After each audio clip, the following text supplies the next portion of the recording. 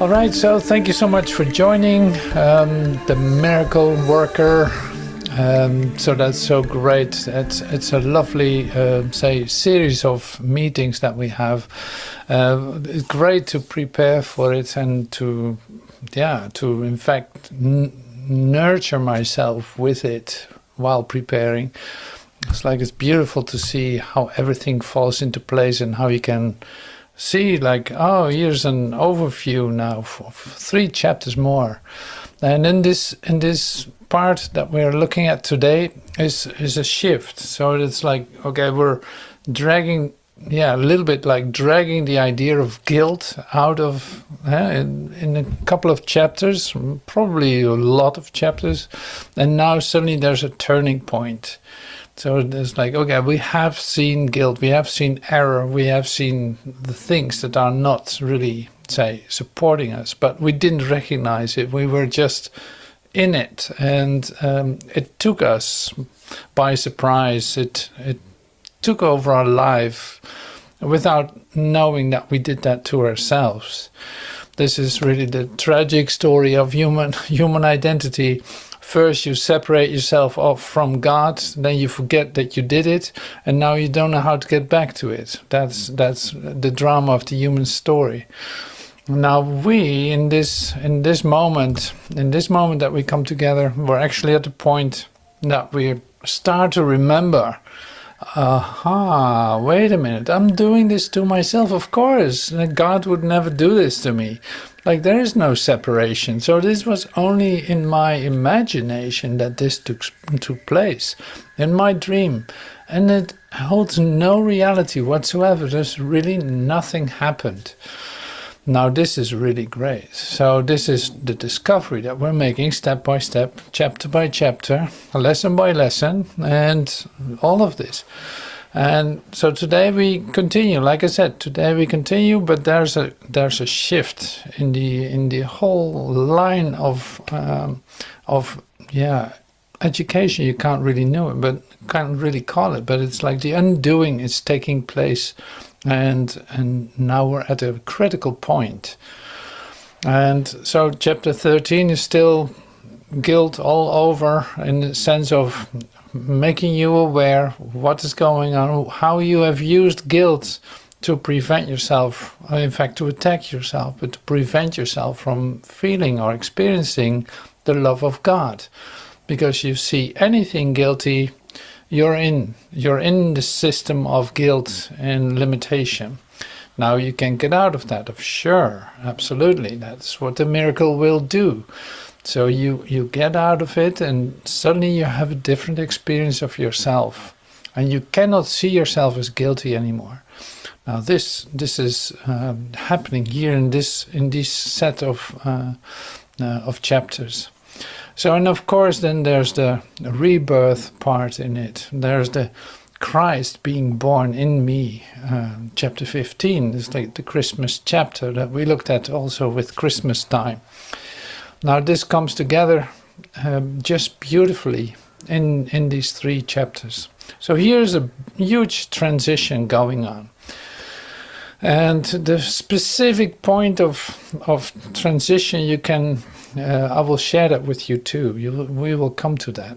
So then, in fact, what we're looking at is the big change in our consciousness, the big change of the purpose of time.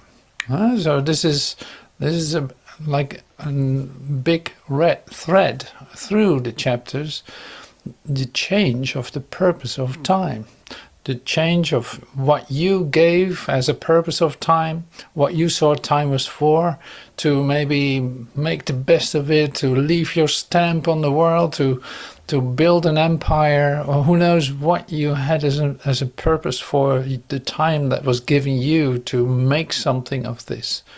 And this was your purpose of time, to build out your dream and dream it and live that dream. But here, now coming to the end, in fact, of your dream as you know it, recognizing that you got tired of your ideas. You were like, there was too much pain connected to it. It didn't go anywhere. It didn't give you what you wanted. It never was fulfilling. It was always a disappointment, or temporarily not, but then afterwards, yes, again, it was a disappointment. This is the story of human life. Now here you come into this change where you suddenly start to realize time is given a new purpose, and that is given to you. Like the purpose of time is not to shorten time. To shorten time as much as you can, because time is literally your dream time, the time that you take to dream your dream.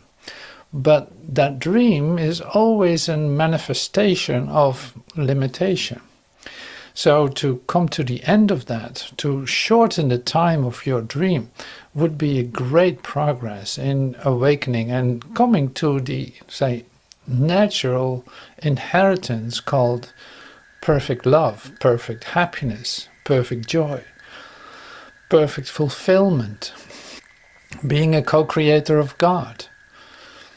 Now here we come to the new purpose of time. Now it looks like, because we have been looking for centuries, for such a long time, we have been looking at the whole idea of what needed to be accomplished, what needed to be done, and all this, and so it's like the development of humankind was very slow. It was in evolution. It took a moment to develop to this, like 50,000 years as a humanity, 50,000 years, and we have a history even before that too. But there's a slow development with, well, very much like comparable behavior for the last 4,000 years. Limitation, sickness, pain, death, war, attack, murder, blah, blah, blah. Well, the things you see when you open up your news app, has been here for a long, long time. So now you think that the next step, the next transition, will probably take a long time to finally change into something that could look like happiness, and who knows, is happiness. See, this is also the drama of humankind, thinking that the future will be the same as the past. So you project it, you do your thing with it, and it looks like, oh my God, it's never gonna happen. Now you get devastated, you get depressed, even looking at the idea of a future. Right? This is all normal human thinking, which, you got medication for that, or you have a good therapist for that, or you can learn to live with that, and all this. But now here's the book, The Course in Miracles. The Course in Miracles says, well, how long do you think that should take? How long do you think that should take? Why not accepting it now? Why does this need to take another 2 million years before you awaken? Why not now? Why not now? Let it come to you now. Why not? Why wouldn't you want to give up suffering, fear, pain, disease, disaster, and all this? Why not give that up to come to a different experience of yourself, the one that is natural for you? You will recognize yourself in that experience immediately. It is literally the only place where you will find yourself at home. So this is chapter 13, 14, 15 in a nutshell. Changing the purpose of time. Was it first to establish yourself in the flesh, reproducing, building, making a house, protecting, and on and on and on, to using this to recognize who you truly are, experiencing holy instances in which you see like, wow, none of this was so. I was mistaken. Now I give up what I thought I was. Now I give up what I think is going on here. I let all my ideas go. And what happens? Whambo! Suddenly I have a full-blown experience of my connectedness with every aspect of creation. This is the new purpose of time. So you use time now totally different. We will come to that in chapter 14 and 15, of course. So we will start with chapter 13 and see where we end up. Chapters 13 to 14. Now, how long is an instant? We will come to that in chapter 14, I think it is. The new purpose of time. This course can therefore be summed up very simply in this way. Nothing real can be threatened, and nothing unreal exists. Herein lies the peace of God. So this is basically the most important thing to remember. It's like, wait a minute. Herein lies the peace of God. Nothing real can be threatened. So in other words, I have nothing to lose, because that what is real about me will always exist, will always be there. And what wasn't there in the first place. So here's where I can find my peace of God. This is the introduction to A Course in Miracles textbook. Okay, so we step into the guilt, to the idea of guilt immediately. So if you did not feel guilty, you could not attack. For condemnation is the root of attack. It is the judgment of one mind by another as unworthy of love and deserving punishment. But herein lies the split. For the mind that judges perceives itself as separate from the mind being judged, believing that by punishing another, it will escape punishment. All this is but a delusional attempt of the mind to deny itself and escape the penalty of denial. It is not an attempt to relinquish denial, but to hold on to it. For it is guilt that has obscured the Father to you, and it is guilt that has driven you insane. So how are we doing with our insanity? How is your insanity level today? How is your insanity level today? Are you doing okay? Are you recognizing that you're still a bit nuts here and there? Because this is like, you have to see that what you have been doing and thinking, that was insane. You haven't seen that as insane. You thought you were behaving like a normal human being, and that is not so. There is no such thing as a normal human being. In this sense of speaking, like there is no such thing as a normal human being. So in other words, the insanity is undercover.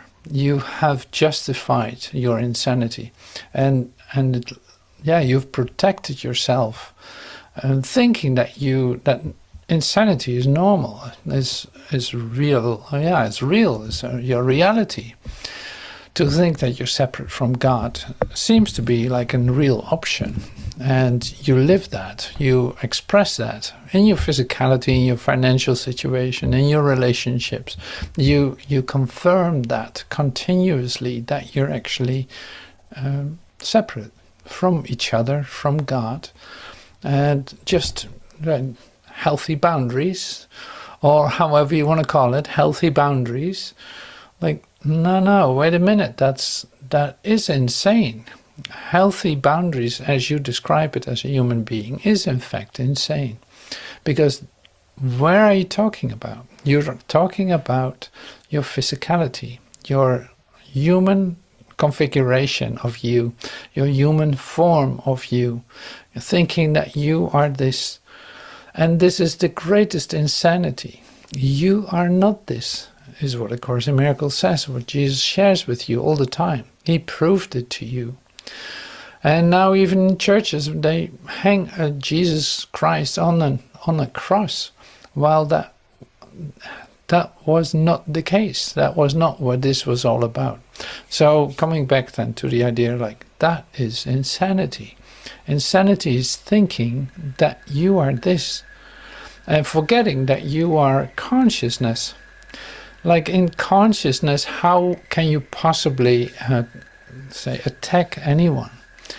You can't even distinguish your consciousness from anyone else's, because literally there's only one consciousness. Now, how am I going to practice healthy boundaries within a consciousness that is one? There are no boundaries in consciousness. Now, this is, of course, confusing for a human being. And it's confusing for you when you come to this, like, oh, I don't even know where to look for it now anymore. I have learned to keep healthy boundaries and all this, but now, in fact, I'm being asked to step over that and recognize that I'm not a body, but I'm consciousness, and that consciousness is one. You cannot see the end of your consciousness. And a simple exercise would be to close your eyes and try to look for it. It's like, where does it stop? Where is the end of my consciousness? Or where does someone else's consciousness begin? You couldn't tell. And of course, that's a healthy, real statement. Like, consciousness is one. There are not more of us. So now thinking, using, like, the ego mind is always body related because it's its only object it could work with, because it appears to be separate. Now that makes total sense. Now I attack this one in this body. I attack it. I address it to this human interface, you could say. It's like now I can project something on it. It's like, you did that. I can point it out and give you a location and say, like, you did that. And you keep doing that and you feel guilty about it, but you defend your judgment, your condemnation, by proving it that your brother is wrong. Well, this is just normal human behavior, but it's pure insanity, realizing that there is only one consciousness that is yours. So this is the complete shift, in fact, in who am I? What was I thinking? I was thinking I was this separate human being, living in a certain place on planet Earth with a location, with a body identity, and with all the justification to attack my brother. No, these bodies need to go out of the country. No, these bodies can come in. This body I really like, that body I don't like. And all these differences and comparisons is literally what you've been occupying your mind with for the last 50,000 years. Thinking that you are that. Complete insanity. So that is like the Dark Ages. You have believed form to be your reality, and comparisons and images and condemnations justified. So that's pretty amazing. So you believed in that system also completely, not a little bit. No, you really believed it. Now coming back to the reversal of that, you slowly but certainly will let go of all these ideas. And it goes a bit quicker when you suddenly see, like, oh my God, I'm not limited by a body. How could I think I was a body? Because suddenly, when you experience a miracle, you're literally being taken out of that limitation into a moment of recognition, into a moment of communication with your brother, like a love episode. Suddenly you fall in love with your brother, with God at the same time. It's like, thank you. Wow, I needed that reminder. Oh, I was so tied up and entangled into these worldly ideas about myself. Woof, thank you for taking me out of this. So this is the miracle worker, really. It's like this is the work of the miracle worker, reminding yourself and giving that away, that this is not so. You could never be a body. You could never be a limited identity on planet Earth, on a timeline, with absolute deadline. That's impossible. That's total insanity. See, this is all good stuff. You can see that. Earlier, Jesus said, I said that the Holy Spirit shares the goal of all good teachers whose ultimate aim is to make themselves unnecessary by teaching their pupils all they know. The Holy Spirit wants only this: for sharing the Father's love for his Son, he seeks to remove all guilt from his mind that he may remember his Father in peace. So you can say, like, removing guilt and remembering the Father, what does that have to do with it? Well, here it is. Peace and guilt are antithetical, and the Father can be remembered only in peace. Love and guilt cannot coexist, and to accept one is to deny the other. Guilt hides Christ from your sight, for it is the denial of the blameless of God's Son. The blamelessness of God's Son. So that's a very healing expression here. Peace and guilt are antithetical, and the Father can be remembered only in peace. Love and guilt cannot coexist, and to accept one is to deny the other. Guilt hides Christ from your sight, for it is the denial of the blamelessness of God's Son. So it's like the purity of God's Son is completely overlooked if you believe he did something to you, or he is guilty of something that you think he did. So that's based on condemnation, based on a judgment that you cannot make, because apparently you saw your brother already separate from you, and that makes it already illusory. There is nobody outside your consciousness. The ultimate purpose of projection is always to get rid of guilt.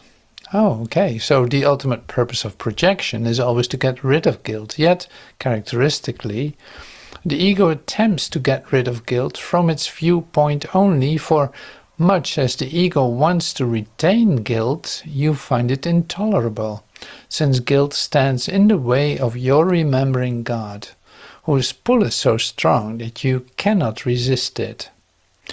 On this issue, then, the deepest split of all occurs. For if you are to retain guilt, as the ego insists, you cannot be you. Only by persuading you that it is you could the ego possibly induce you to project guilt and thereby keep it in your mind. Now, what does this say? It's like, what is this? What is this? Guilt stands in the way of remembering God, of you remembering God, and God is pulling, this love of God is pulling you so strong that you cannot resist it. Whatever you do, you will always be looking for it. So on this issue, then, the deepest split of all occurs. For if you are to retain guilt, as ego insists, you cannot be you. Only by persuading you that it is you could the ego possibly induce you to project guilt. Yeah. The interesting part is this. It's like, this goes so deeply against your own desires that you question even what is going on. So the guilt literally destroys you. It's like you can live with it, because deeply down, really deeply down, you feel so much the pull of the love of God that you cannot work it out. Like, something needs to change. So only by a sneaky way, the ego can still work with you in that sense, can still tempt you to do something with it in order for it to keep the guilt and still feel pretty good. Something like this. Then this, of course, would be like a distraction or something to temporarily. One thing that comes to mind is, of course, that you start to project it on your brother, thinking that you can drop it and put it somewhere else and feel pretty good yourself for a moment until it comes back to you.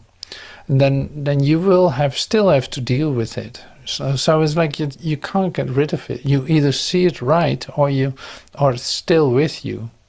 And when you see it right, it dissolves, because there's no such thing as guilt. So if you see it right, you are in fact allowing yourself to come into an experience of the love of God. That's why this is so disturbing, you could say. That's why guilt is so disturbing.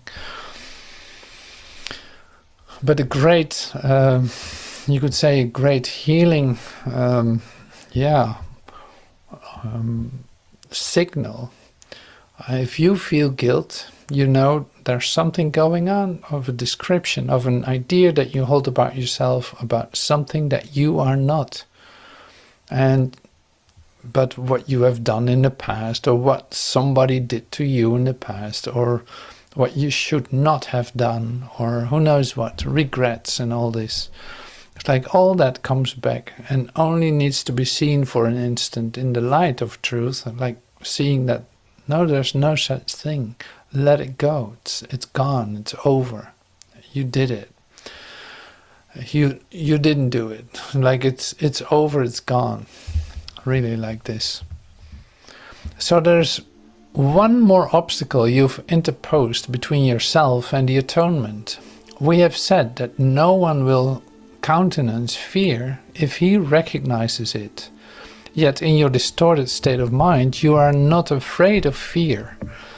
You do not like it, but it is not your desire to attack that really frightens you.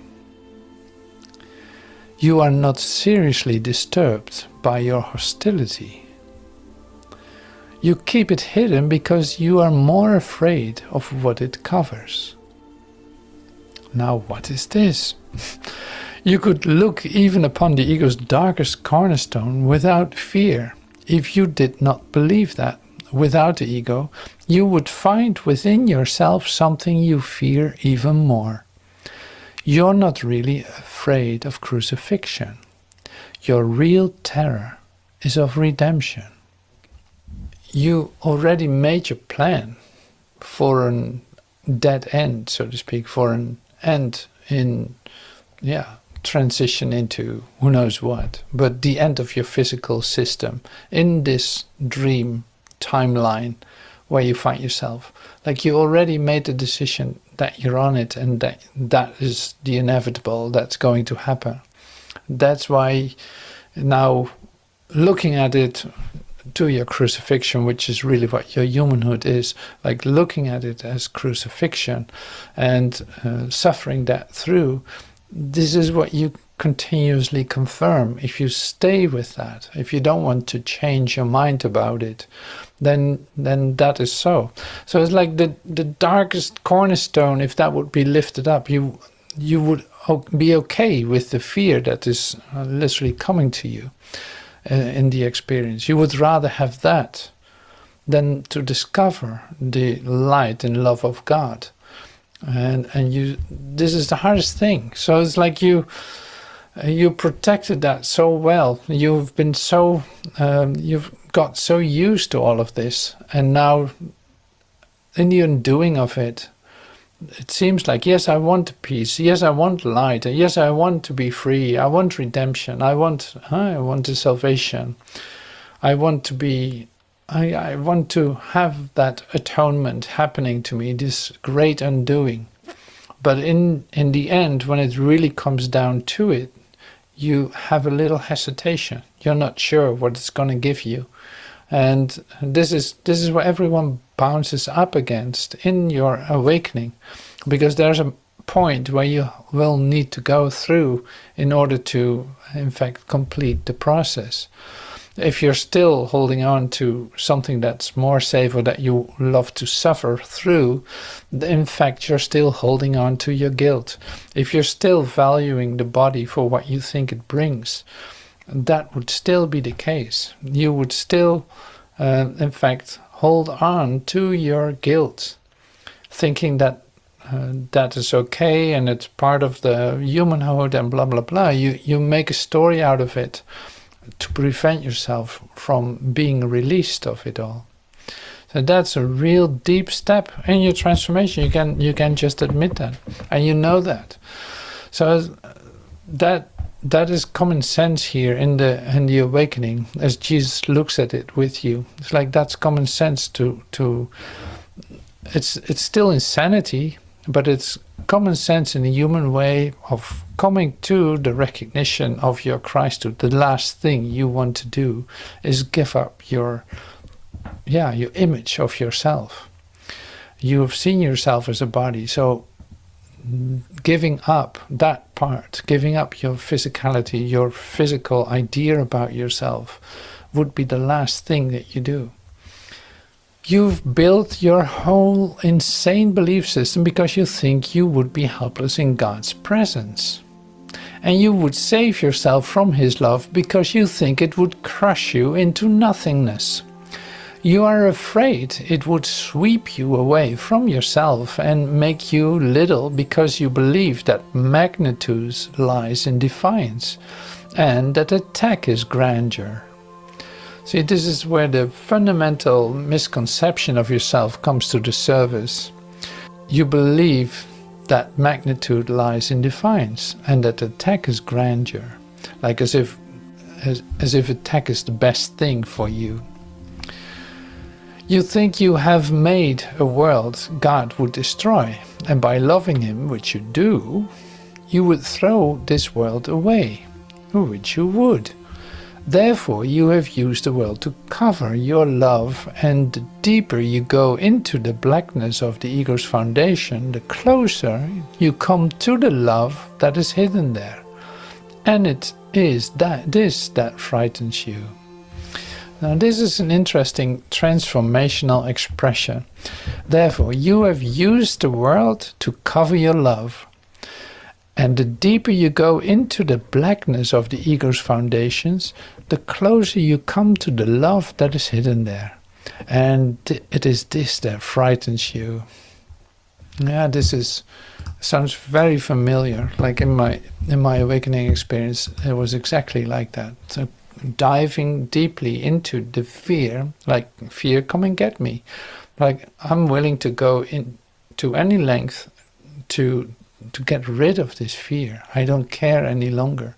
Like I've no other purpose than to end this suffering and to end this fear, to release all of that.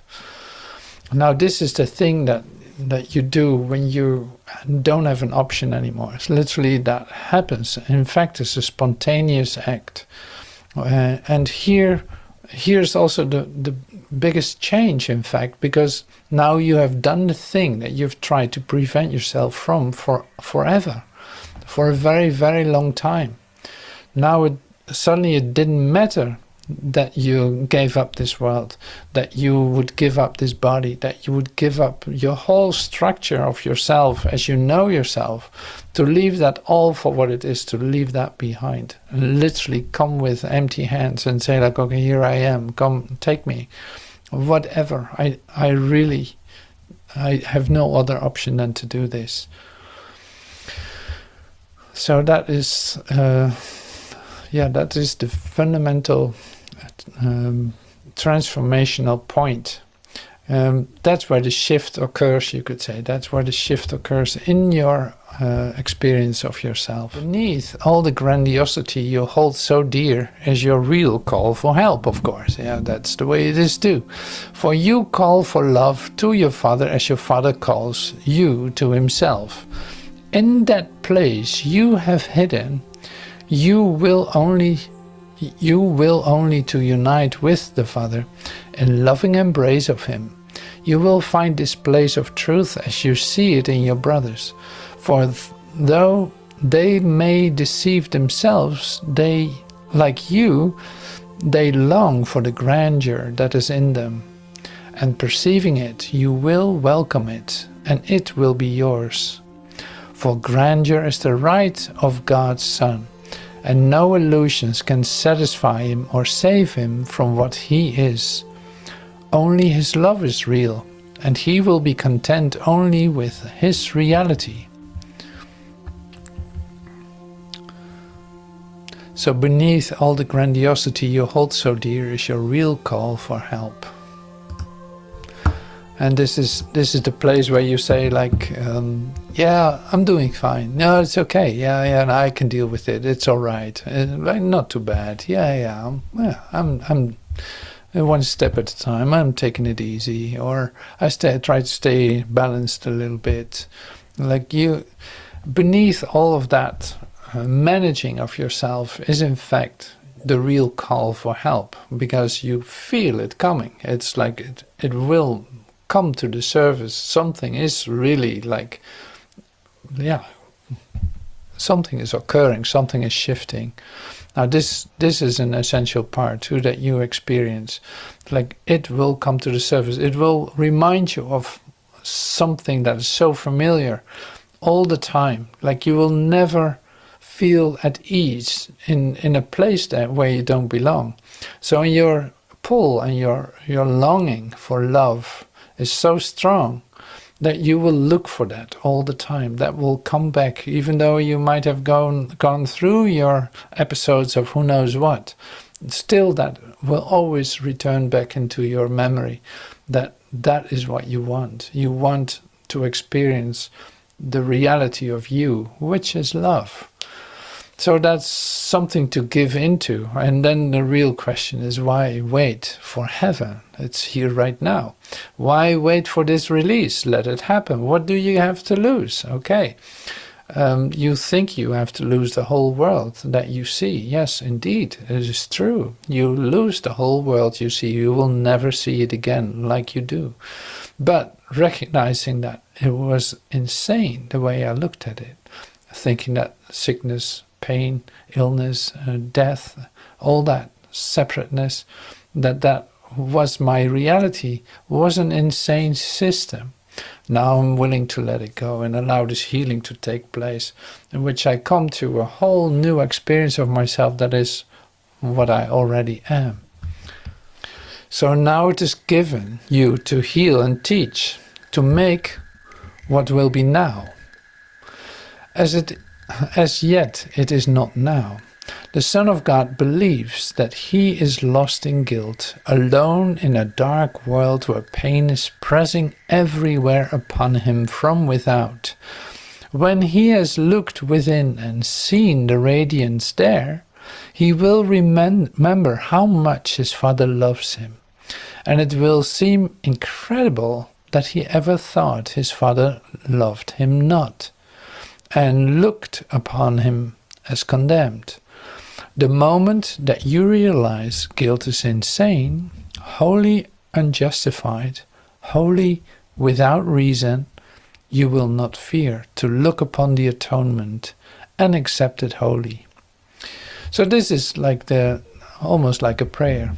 So now it is given you to heal and teach, if you recognize this, to make what will be now. As yet it is not now. The Son of God believes that he is lost in guilt, alone in a dark world where pain is pressing everywhere upon him. And so the moment that you realize guilt is insane, wholly unjustified and wholly without reason, you will not fear to look upon the atonement and accept it wholly. So we start off here in chapter 14. I'll stop this now.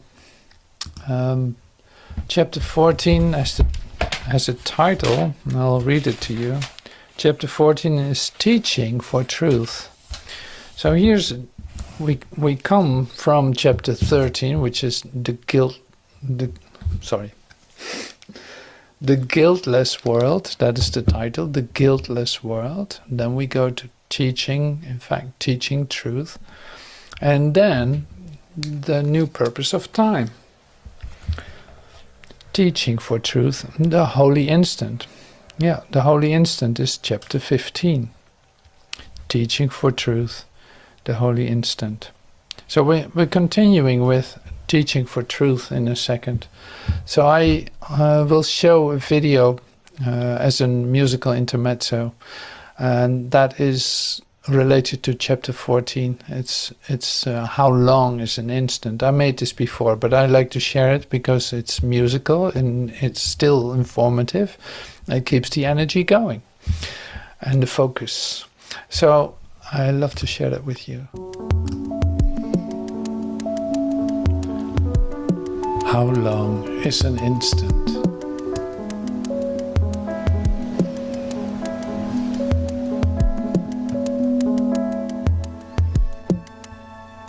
In the holy instant in which you see yourself as bright with freedom, you will remember God. How long is an instant? Whenever you are tempted to be dispirited by the thought of how long it would take to change your mind so completely, ask yourself, how long is an instant? Could you not give so short a time to the Holy Spirit for your salvation? He asks no more, for he has no need of more.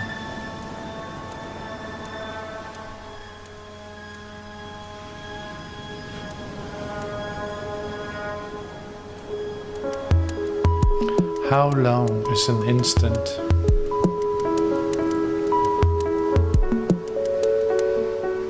It is as short for you, or brothers, as it is for you. Practice giving this blessed instant of freedom to allow who are enslaved by time, and thus make time their friend for them.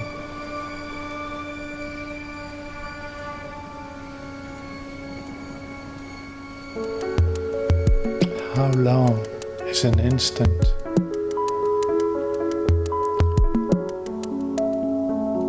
As long as it takes to re-establish perfect sanity, perfect peace, and perfect love for everyone, for God, and for yourself.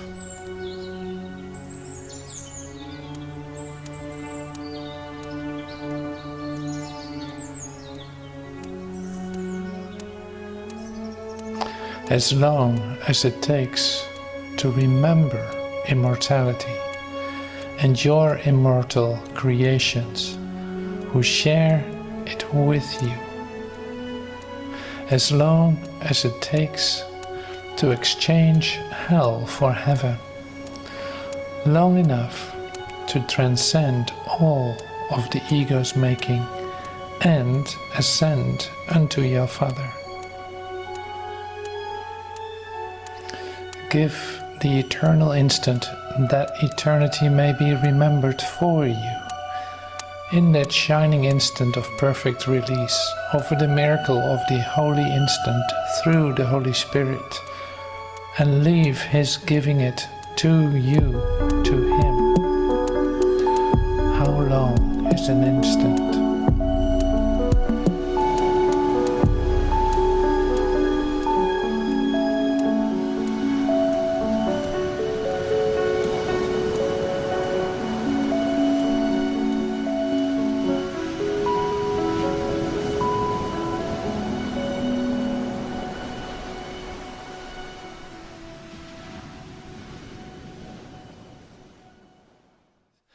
Yeah, I love this. I love this. It's like, how long is an instant? Why do you think it would take so long? There's no reason for that. It's like, you got great help. You don't have to do this by yourself.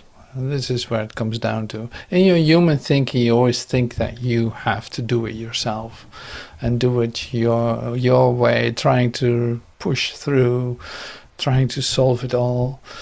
And all this, it's like, now that journey is over. You have come to the end of that. Now there's miracles. Now there's, the miracle will speed up that process immeasurably in a way that is totally inspiring and incredible. And that makes it different, totally different. Yes, you are blessed indeed. Yet in this world you do not know it, but you have the means for learning it and seeing it quite clearly. The Holy Spirit uses logic as easily as well as does the ego, except that his conclusions are not insane. They take a direction exactly opposite, pointing as clearly to heaven as the ego points to darkness and to death. We have followed much of the ego's logic, and here's the turning point really. It's like, and have seen its logical conclusions, and having seen them, we have realized that they cannot be seen except in illusions, for there alone their seeming clearness seems to be clearly seen. Now try that. For there alone their seeming clearness seems to be seen.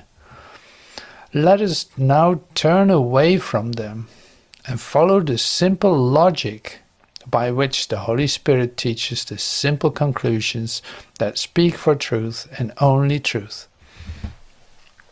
Now you see, it's like, finally we come to this point. We have been dissecting the way that the ego is thinking, the ego's logic, so to speak, quote-unquote logic, and seen its logical conclusions, but now that is enough. Like, let us now turn away from them and follow simply the logic by which the Holy Spirit teaches the simple conclusions that speak for truth and only truth.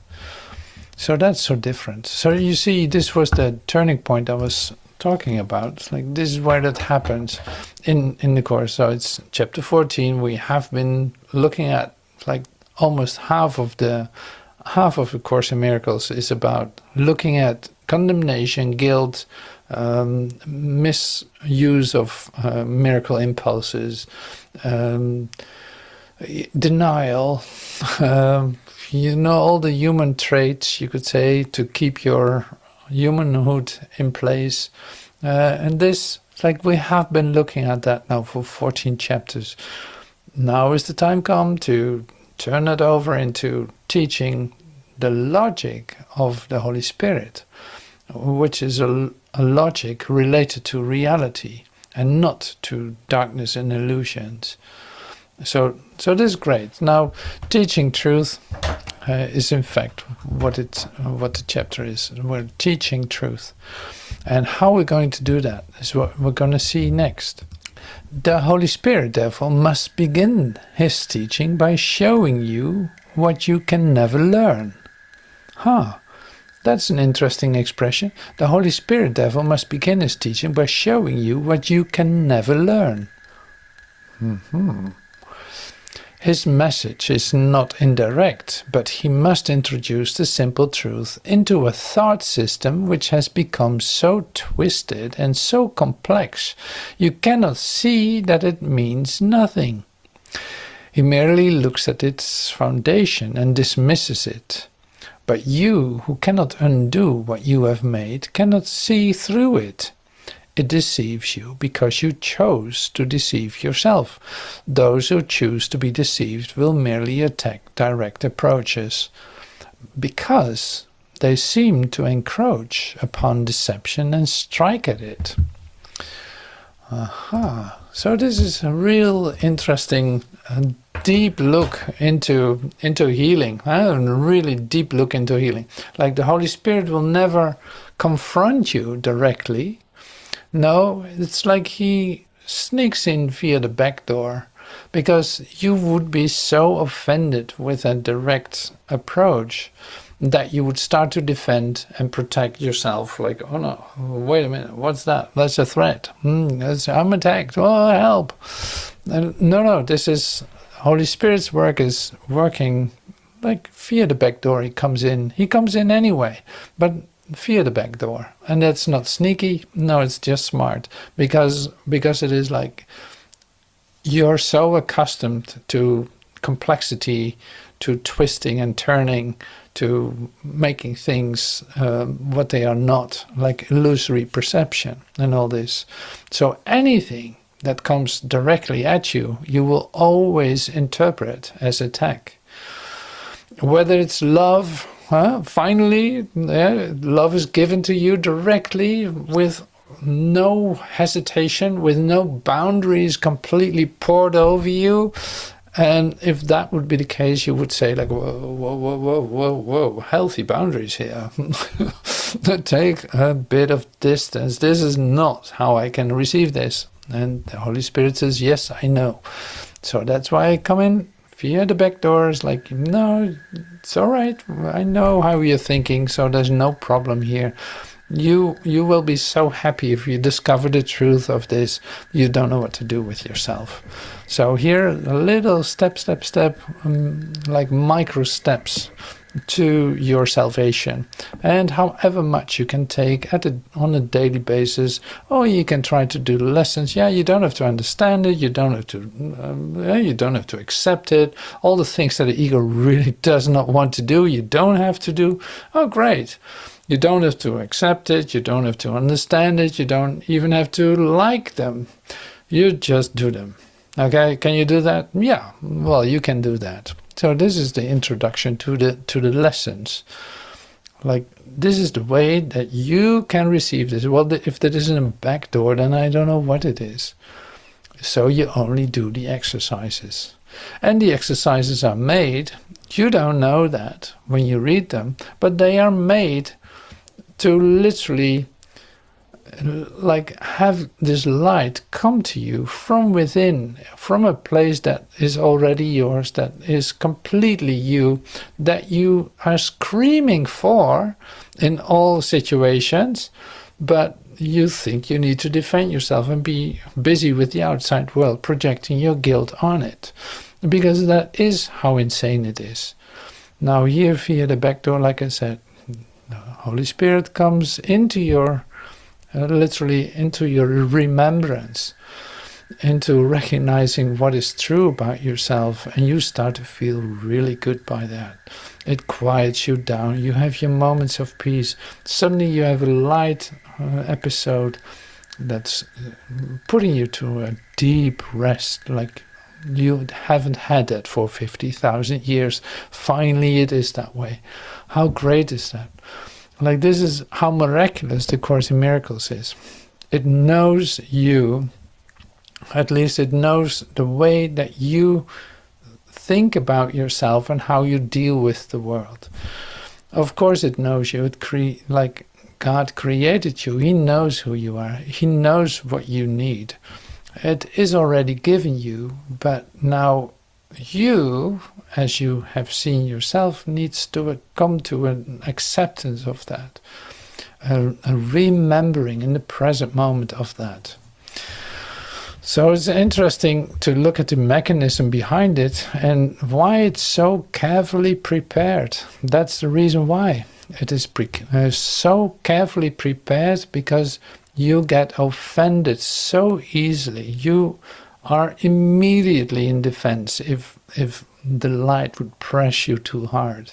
You would start to panic, which is interesting, of course. And getting to know the light, becoming more familiar with it, it becomes a great joy to allow that to occur and be completely washed away by it. Why would you care?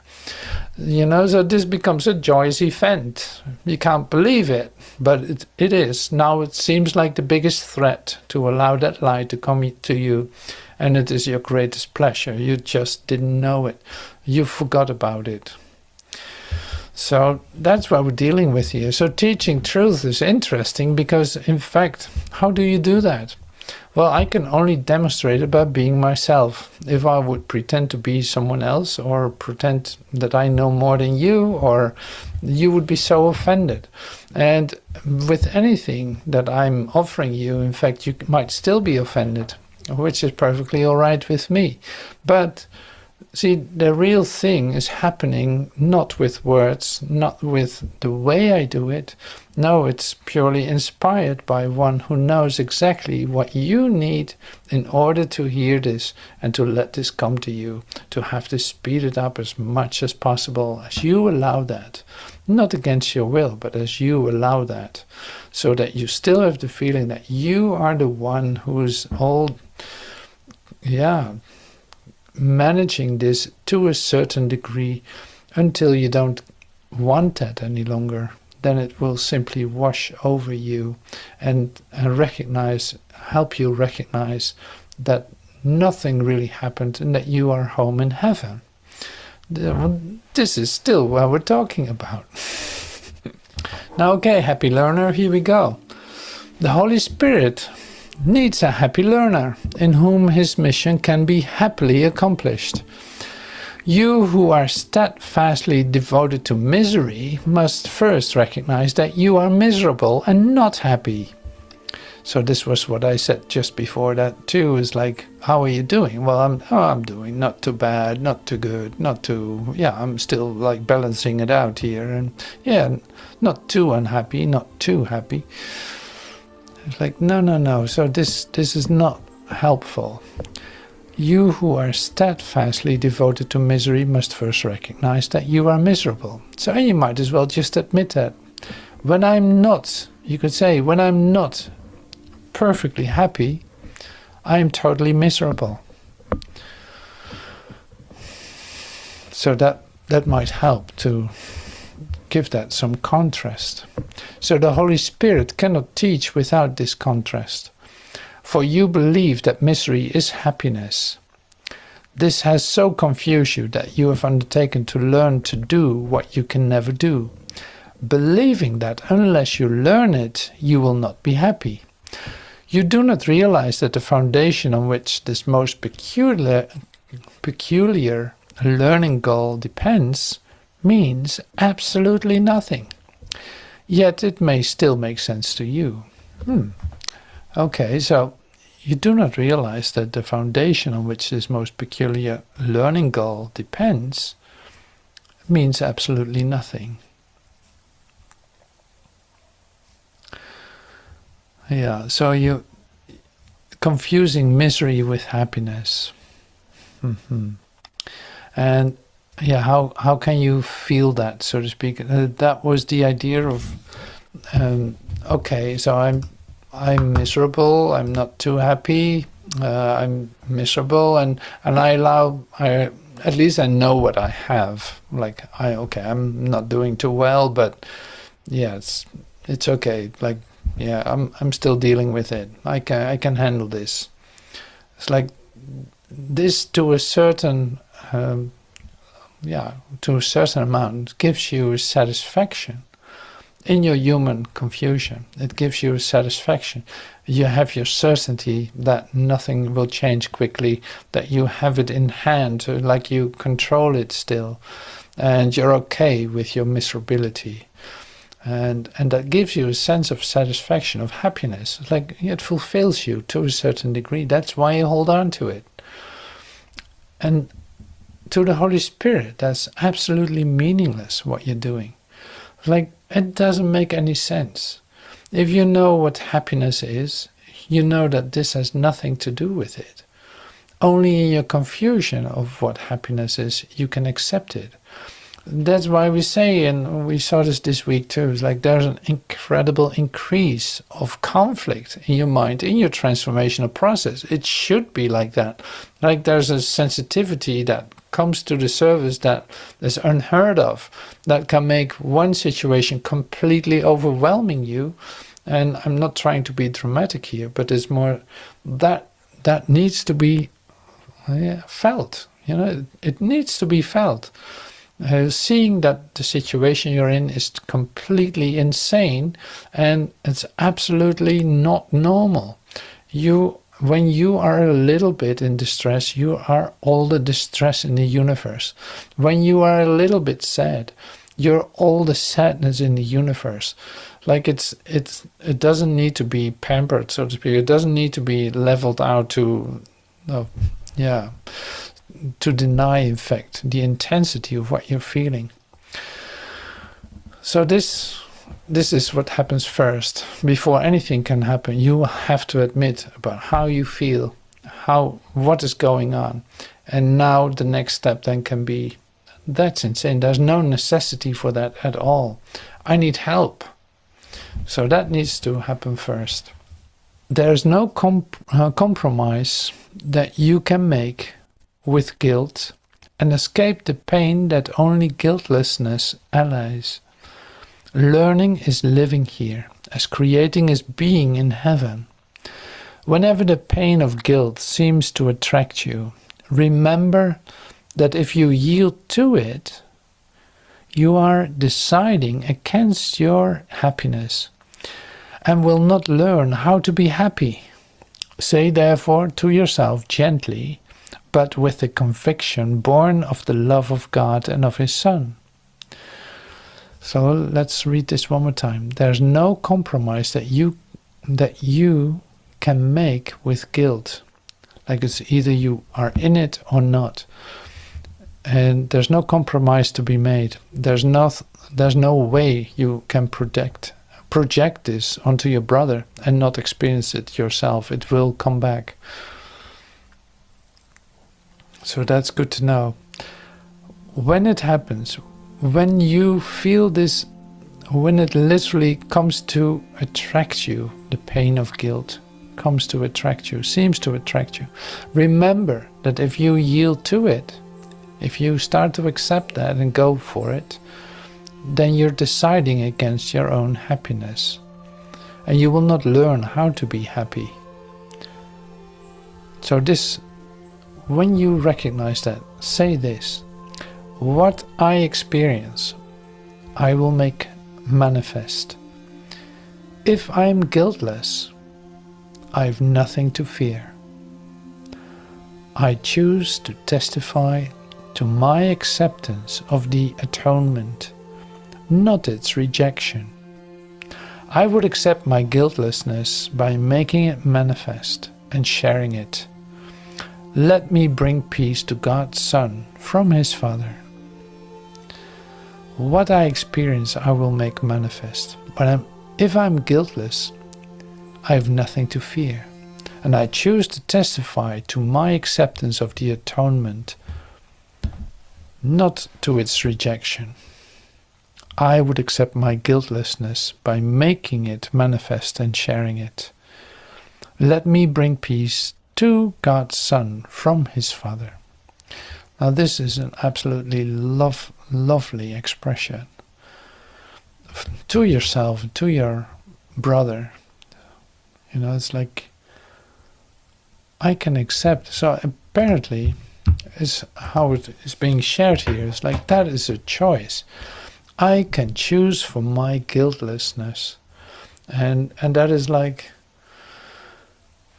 a step away from the insanity I've been thinking about my past and my ideas about myself, who I think my brother is and who I think God is. And in fact, the whole structure that I think I'm in. Like, here's the point where I can accept that, my guiltlessness. I choose for my guiltlessness. And if I come to the acceptance of that, everything will be different. Because in fact, I'm handing my sword over. I'm handing my shield over. There's nothing to attack. There's nothing to defend. Here I am, empty-handed. And yeah, ready for happiness. Ready for the atonement. You can have all of me. Here it is. I don't want to hold on to any of that. Now here's my, in fact, invitation for the love of God. When I do this sincerely, like from the bottom of my heart, the result, you could say, the result of that is immediate. So you feel that, in other words, when you do that, when that's complete, when that's total. So that is a very lovely prayer or expression or contemplation. But don't do the contemplation for the contemplation, but do the contemplation to literally hand this over yourself as an act of mind. It's like so great to continue this. I cannot tell you how excited I am. It's so incredibly sweet to share this. Yeah, this is another great thing to do. So this is all teaching for truth. Say to the Holy Spirit only, decide for me, and it is done. For His decisions are reflections of what God knows about you. And in this light, error of any kind becomes impossible. Here's a question. Why would you struggle so frantically to anticipate all you cannot know, when all knowledge lies behind every decision the Holy Spirit makes for you? Learn of His wisdom and His love, and teach His answer to everyone who struggles in the dark. For you decide for them and for yourself. So decide for me is really the only line you have to remember. Like you literally introduce the Holy Spirit into every situation. Whenever you feel that I'm a bit rattled by what's occurring, you say like, okay, decide for me. Whenever there's a choice to be made, you ask like, decide for me. And this, on a deep level, you decide that. It's like your wholeheartedness is involved here. So in order to express that, you will already step back out of your defense or attack mode and accept this. Like, you decide for me. I don't know what to do with this. I have no idea what would be the best for everyone. I have no idea. Decide for me. And whenever you do that, and whenever you do this like wholeheartedly, you could say, is the effect of that is really like you experience your connectedness. You feel supported. You feel that like, yes, that is the best. Like, it feels so natural how everything falls into place. And the only thing that it did was confirming my connection with God and with my brothers. So that is so beautiful. Each one you see, you place within the holy circle of atonement or leave outside, judging him fit for crucifixion or for redemption. If you bring him into the circle of purity, you will rest there with him. If you leave him without, you join him there. Judge not except in quietness, which is not of you. Refuse to accept anyone as without the blessing of atonement, and bring him into it by blessing him. Holiness must be shared, for therein lies everything that makes it holy. Come gladly to the holy circle, and look out in peace on all who think they are outside. Cast no one out, for here is what he seeks along with you. Come, let us join him in the holy place of peace, which is for all of us, united as one within the cause of peace. So holiness must be shared, for therein lies everything that makes it holy. It is the sharing that makes it holy. So this is about the circle of atonement. Okay, here's chapter 15 around the corner. So I'm going to stop right here. It's like the circle of atonement. Now this is in fact, even if you would be with say a couple of us, this would be the thing. It's like you include everyone in, or you keep somebody outside. When you think somebody is not part of this, then you place yourself outside of the circle, and there's no reason to do that. So it's like the invitation to join and to share is really what makes it holy, and this is a deeper experience that you have. Like, this is literally going on in all situations that you are. Like, if you would reject or attack, you place yourself outside this circle. If you come into the experience of connectedness with your brothers, then there's place for everyone. Then everything is open. And you know this. So, but it's so great. Like, that's even on a practical human level, being manifested all the time. If you would reject, you place somebody outside. If you share and invite and be open to receive, then there's nobody outside of that. There's space for everyone. The Holy Spirit teaches thus. There is no hell. Hell is only what the ego has made of the present. The belief in hell is what prevents you from understanding the present, because you are afraid of it. The Holy Spirit leads as steadily to heaven as the ego drives to hell. For the Holy Spirit, who knows only the present, uses it to undo the fear by which the ego would make the present useless. There is no escape from fear in the ego's use of time. For time, according to its teaching, is nothing but a teaching device for compounding guilt until it becomes all-encompassing, demanding vengeance forever. Yeah, that doesn't sound too good. So, and then you see that the Holy Spirit teaches there is no hell. It's literally like whatever the ego mind, the human mind is making of that, it is totally meaningless. There's no such thing as hell. And yeah, this becomes like a real comforting idea. There's no such thing as hell. All the time that you've been made afraid of hell, that you've been warned for hell, like whatever you do, don't do that because you might end up in hell. Or, you know, it's like that has been used for ages and ages and ages. The whole idea of hell has been an incredible tool for the ego. So in fact, you will never get, you will always have a threat, you could say. There's a continual threat, and that's called hell.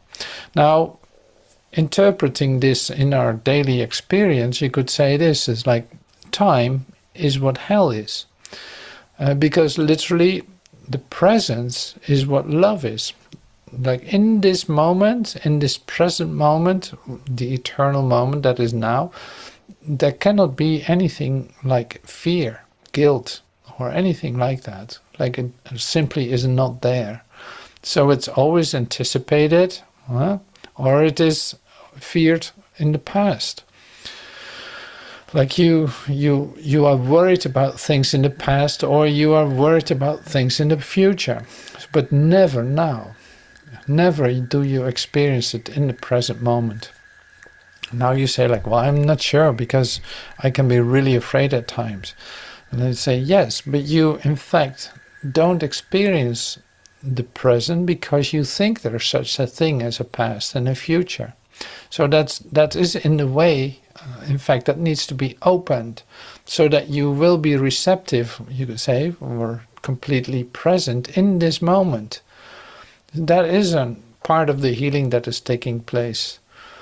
You are afraid of the present moment. Like imagine that there would be a moment in which you forgot all that you have learned and forgot all that you have been holding on to forever. Now you're going to let that go and let this moment be complete and whole. We say this a lot, like, yeah, let's come into the presence. Let's come into the experience of present moment. Well, that is an vertical alignment with truth. That is something that, yeah, that doesn't need words. That is a full experience. That is a whole different dimension altogether.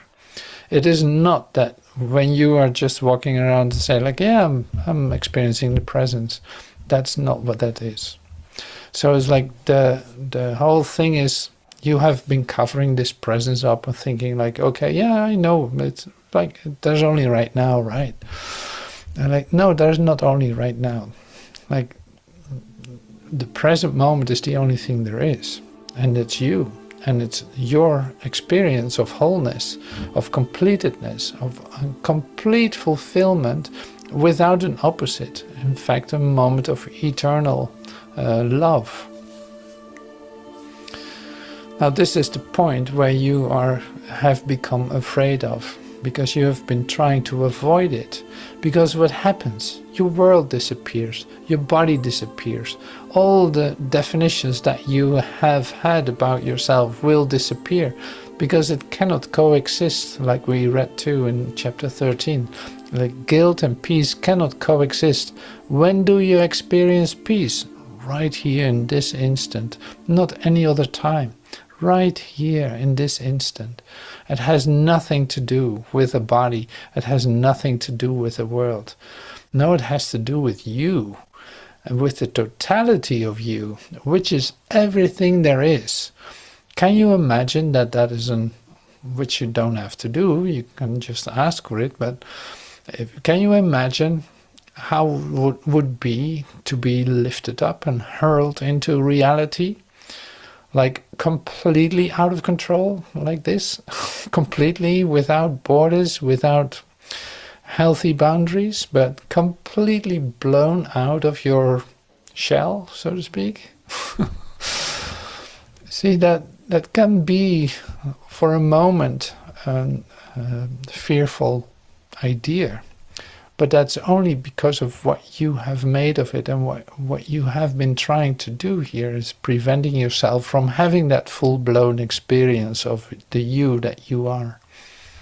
Time is your friend if you leave it to the Holy Spirit to use. He needs but very little to restore God's whole power to you. He who transcends time for you understands what time is for. He who transcends time for you understands what time is for. Holiness lies not in time, but in eternity. Yeah, this is what I was saying. There never was an instant in which God, God's Son, could lose his purity.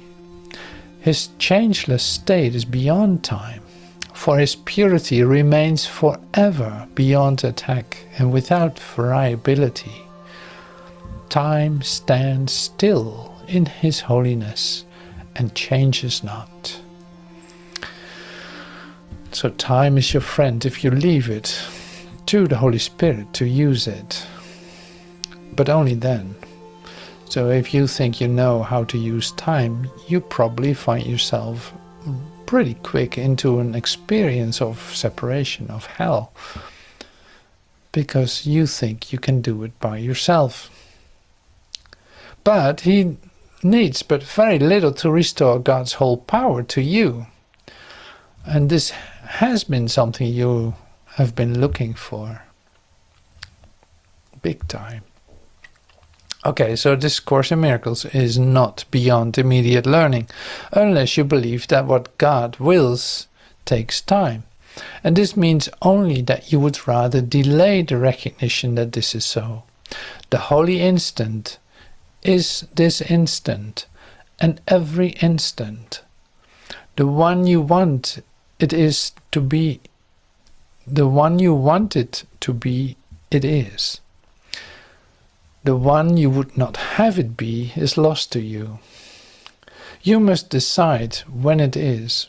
Delay it not, for beyond the past and future, where you will not find it, it stands in shimmering readiness for your acceptance, yet you cannot bring it into glad awareness while you do not want it, for it holds the whole release from littleness. And what was littleness again? The gifts I have given myself. The gifts, quote unquote, the gifts I give myself. Pain, sickness, limitation, conflict, guilt, sin, yeah, that kind of color. Darkness. So you can bring it into glad awareness. You cannot bring it into glad awareness while you do not want it, for it holds the whole release from littleness.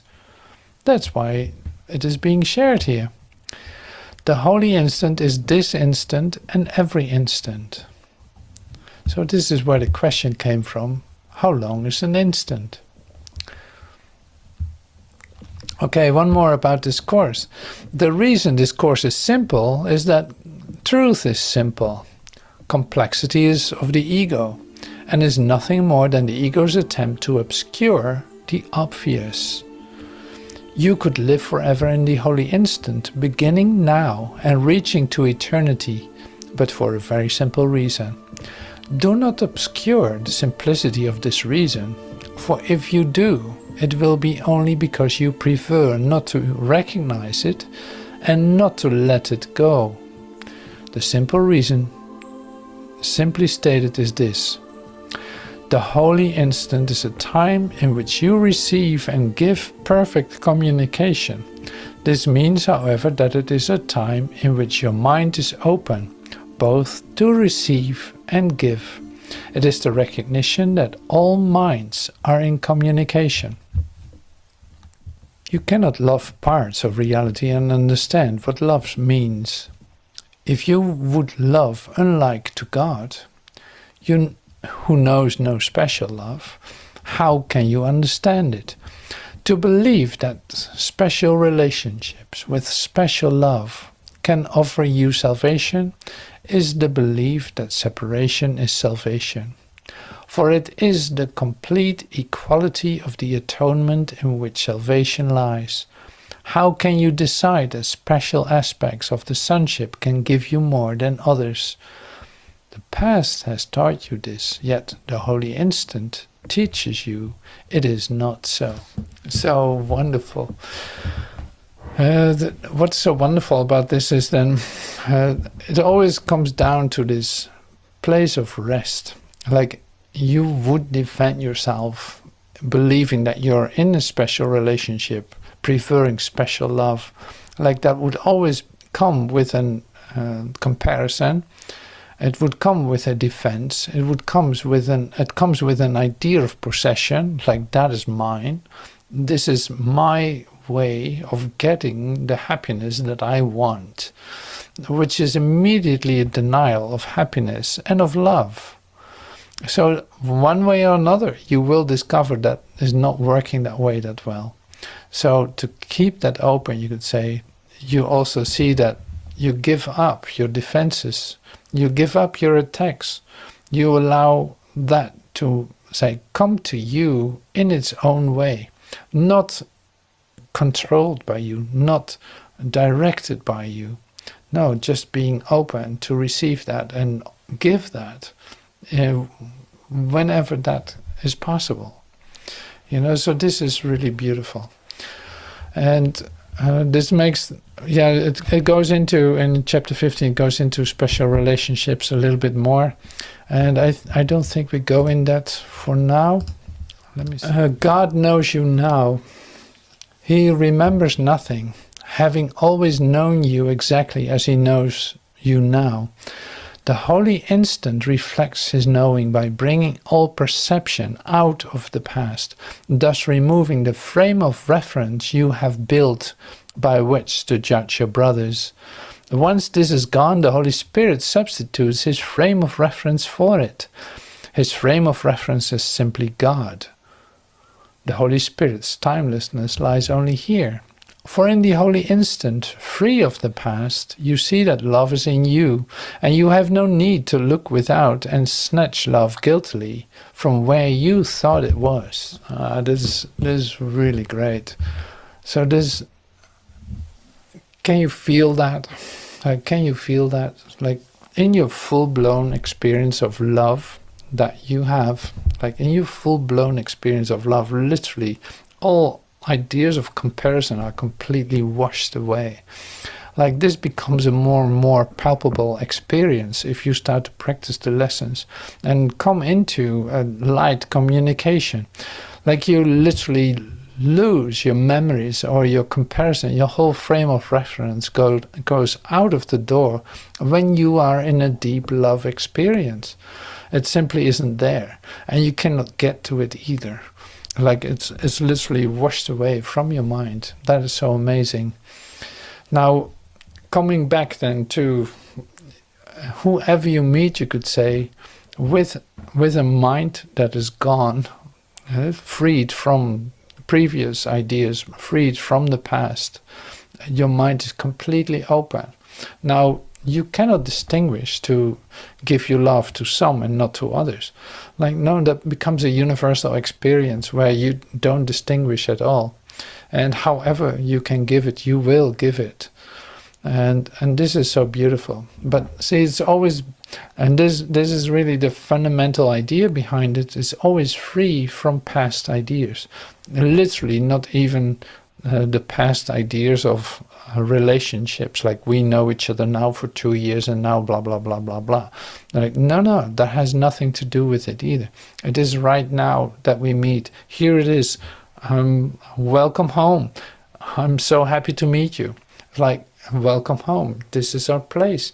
This is the moment to literally come into the practice of that. That is what the real love is. Like, it's being manifested in this instant. It literally is present in this instant. And every instant that you allow it to be there. If you have an idea somewhere of how you should do this, or how, to whom yes and to whom no, then you're caught up in your mind. Then your mind isn't open. So that's fundamental, and you know the mechanism. But now here is like literally the practice. Allow yourself to be completely washed over by love, by choosing for your guiltlessness in chapter 14. Like, you choose for your guiltlessness, or you ask the Holy Spirit, choose for me, decide for me. Now here's all my stuff, so to speak. Here's it all. I want to give it away. I don't know what to do with it. I just know that I want to have a full-blown experience of this present moment. I want literally allow myself to be reborn in this instant. So I can extend my love to my brother and extend my love to God, and really receive that love for myself, in myself. So that is the practice, and it's a very joyful, incredible practice. So amazing. Like, this is how easy it is. This is literally where it takes place, in this instant, right here, right now, just by you allowing yourself to let go, let God, breathe the love that you are, including everyone in, not excluding anything. Being completely open. Now I'm going to see if there's more that we need to take a look at. Yeah, there's one more. Okay, so here's the thing.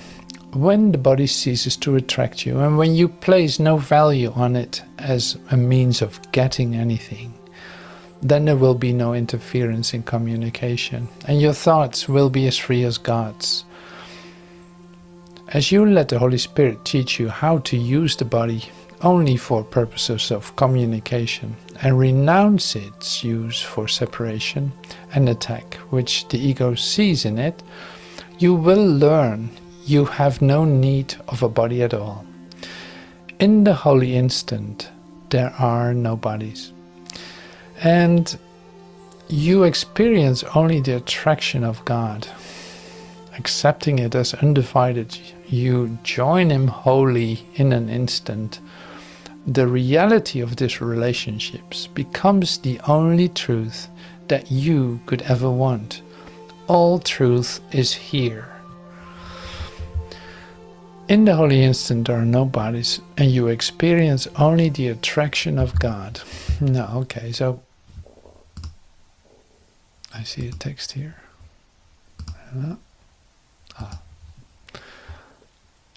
In the holy instant you experience the attraction of God only. Now this is a practice, and the attraction of God is, you cannot really talk about that. It's like the attraction of God in that moment is like literally your feeling of, that's all that I want, that is all I ever have wanted, and that's the only thing that really is, and everything else doesn't exist, really, like this.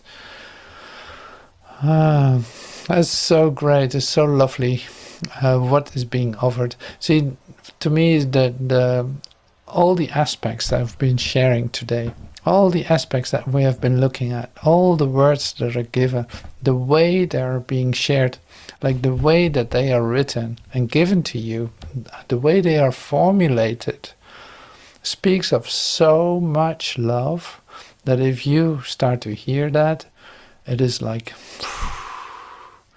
it is a continuous holy instant that you are invited to and literally entering into. So there's so much loveliness. That's why this is unbearable for for a human being trying to defend itself. That's hard work not to accept this, because you are so attracted to what is being shared here. Like, this loveliness is what you've been yearning for centuries, for ages. And now here it is. The time has come for the Great Awakening. Here it is. Now you can step into it by your decision. Nothing is stopping you. The hell with any other idea. Forget it. Let it go. Release it. Here it is. The holy instant is yours. It's your choice. And you take it, you accept it, and you receive it and give it. So thank you so much for doing that with me in this Miracle Worker. So thank you so much for your attention today in this meeting, and can't wait for next week when we meet for the chapters 16 to 18. Another 3 chapters. I'm very curious what will be given us in that, but it will have the same loveliness, because literally it's coming from the same source. Just like you. Thank you so much for everything, and see you soon. Bye for now.